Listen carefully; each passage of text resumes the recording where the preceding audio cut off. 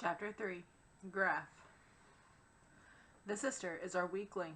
He really loves her. I know. She can undo it all from the start. He won't want to leave her. So what are you going to do? Persuade him that he wants to come with us more than he wants to stay with her. How will you do that? I'll lie to him. And if that doesn't work, then I'll tell the truth. We're allowed to do that in emergencies. We can't plan for everything, you know. Ender wasn't very hungry during breakfast. He kept wondering what it would be like at school, facing Stilson after yesterday's fight. What Stilson's friends would do? Probably nothing, but he couldn't be sure. He didn't want to go. You're not eating, Andrew, his mother said. Peter came into the room. Morning, Ender. Thanks for leaving your slimy washcloth in the middle of the shower. Just for you, Ender murmured. Andrew, you have to eat. Ender held out his wrists, a gesture that said, so feed it to me through a needle. Very funny, Mother said. I try to be concerned, but it makes no difference to my genius children. It was all your genes that made us geniuses, Mom, said Peter. We didn't get any from Dad. I heard that, Father said, not looking up from the news that was being displayed on the table while he ate. It would have been wasted if you hadn't. The table beeped. Someone was at the door. Who is it? Mother asked. Father thumbed a key and a man appeared on his video. He was wearing the only military uniform that meant anything anymore. The IF, the International Fleet. I thought it was over, said Father. Peter said nothing, just poured milk over his cereal. And Ender thought, maybe I won't have to go to school today after all. Father coated the door open and got up from the table. I'll see to it, he said. Stay and eat. They stayed, but they didn't eat. A few moments later, Father came back into the room and beckoned to Mother. You're in deep poo, said Peter. They found out what you did to that kid at school, and now they're going to make you do time in the belt. I'm only 6, moron. I'm a juvenile. You're a third, turd. You've got no rights. Valentine came in, her hair in a sleepy halo around her face. Where's Mom and Dad? I'm too sick to go to school. Another oral exam, huh? Peter said. Shut up, Peter, said Valentine. You should relax and enjoy it, said Peter. It could be worse. I don't know how. It could be an anal exam. Yuck, yuck, Valentine said. Where are Mother and Father? Talking to a guy from IF. Instinctively, she looked at Ender. After all, for years they had expected someone to come and tell them that Ender had passed, that Ender was needed. That's right, look at him, Peter said. But it might be me, you know. They might have realized that I was the best of the lot after all. Peter's feelings were hurt, and so he was being a snot, as usual. The door opened. Ender, said Father, you'd better come in here. Sorry, Peter, Valentine taunted. Father glowered. Children, this is no laughing matter. Ender followed Father into the parlor. The IF officer rose to his feet when they entered, but he did not extend a hand to Ender. Mother was twisting her wedding band on her finger. Andrew, she said, I never thought you were the kind to get into a fight. Still some boys in the hospital, Father said. You really did a number on him. With your shoe, Ender? That wasn't exactly fair. Ender shook his head. He had expected someone from the school to come about Stilson, not an officer of the fleet. This was more serious than he had thought, and yet he couldn't think what else he could have done. Do you have any explanation for your behavior, young man? Asked the officer. Ender shook his head again. He didn't know what to say, and he was afraid to reveal himself to be any more monstrous than his actions had made him out to be. I'll take it. Whatever the punishment is, he thought. Let's get it over with. We're willing to consider extenuating circumstances, the officer said, but I must tell you it doesn't look good. Kicking him in the groin, kicking him repeatedly in the face and body when he was down, it sounds like you really enjoyed it. I didn't, Ender whispered.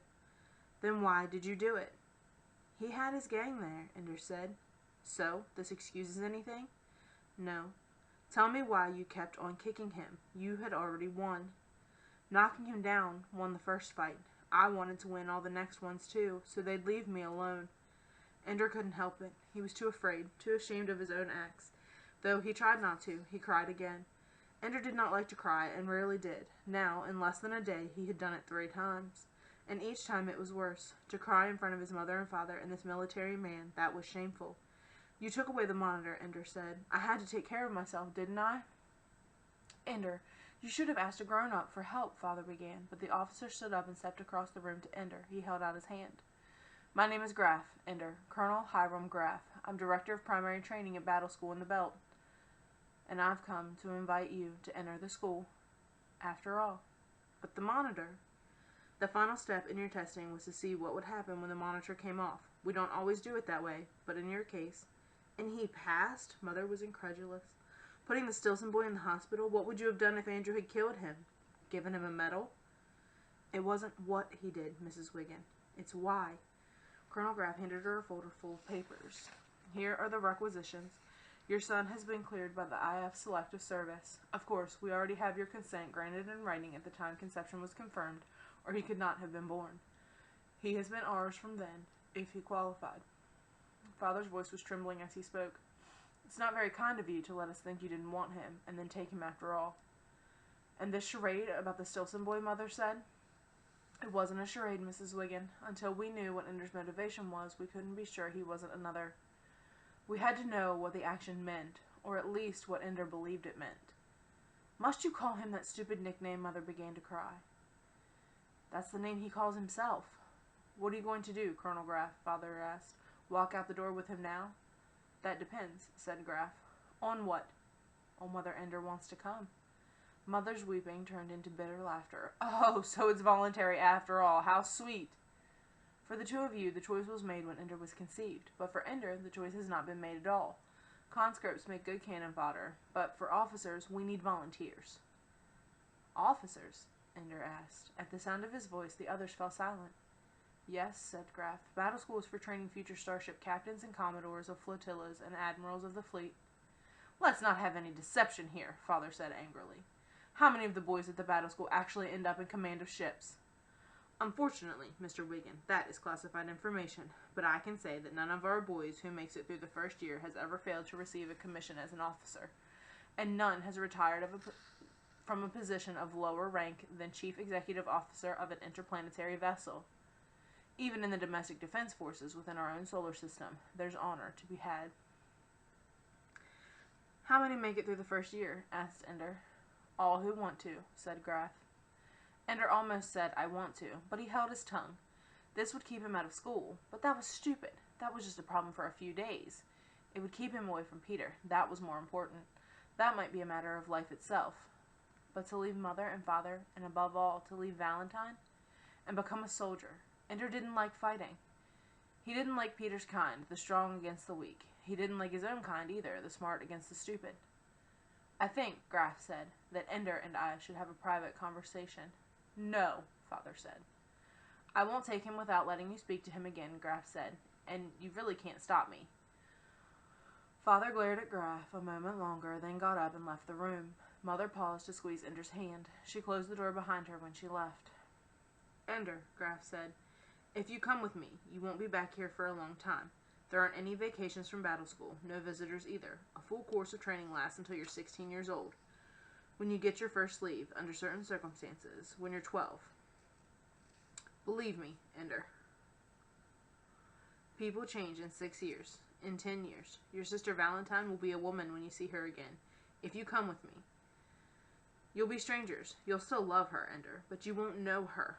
You see, I'm not pretending it's easy. Mom and Daddy? I know you, Ender. I've been watching the monitor discs for some time. You won't miss your mother and father. Not much, not for long. And they won't miss you long either. Tears came to Ender's eyes. In spite of himself, he turned his face away, but would not reach up to wipe them. They do love you, Ender, but you have to understand what your life has cost them. They were born religious. You know, your father was baptized with the name John Paul Wieserek, Catholic, the 7th of 9 children. 9 children, that was unthinkable. Criminal. Yes, well, people do strange things for religion, you know, the sanctions, Ender.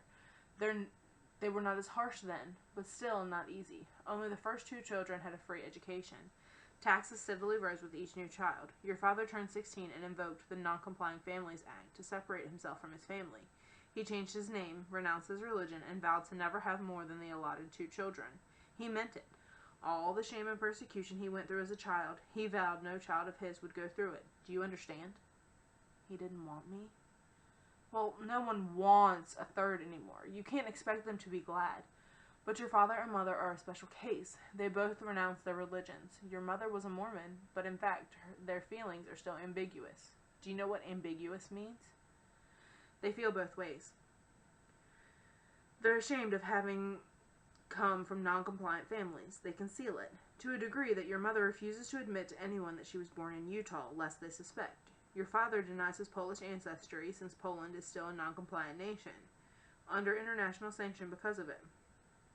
So, you see, having a third, even under the government's direct instructions, undoes everything they've been trying to do. I know that. But it's more complicated than that.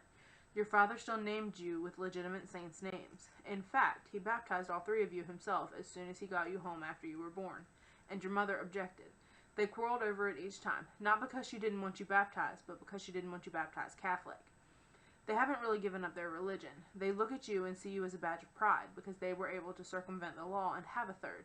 But you're also a badge of cowardice, because they dare not go further and practice the non-compliance they still feel is right.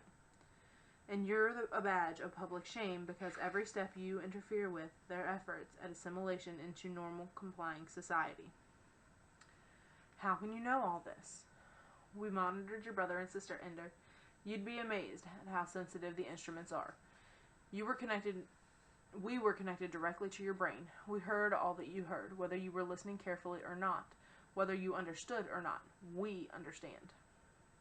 So my parents love me and don't love me? They love you. The question is whether they want you here. Your presence in this house is a constant disruption, a source of tension. Do you understand? I'm not the one who causes tension. Not anything you do, Ender. Your life itself. Your brother hates you because you are living proof he wasn't good enough. Your parents resent you because of all the past they are trying to evade. Valentine loves me with all her heart, completely, unstintingly. She's devoted to you, and you adore her. I told you it wouldn't be easy. What is it like there? Hard work, studies just like the school here, except we put you into mathematics and computers much more heavily, military history, strategy and tactics, and above all, the battle room. What's that? War games. All the boys are organized into armies day after day. In zero gravity, there are mock battles. Nobody gets hurt, but winning and losing matter. Everybody starts as a common soldier, taking orders. Older boys are your officers, and it's their duty to train you and command you in battle. More than that, I can't tell you. It's like playing buggers and astronauts, except that you have weapons that work, and fellow soldiers fighting beside you, and your whole future and the future of the human race depends on how well you learn, how well you fight.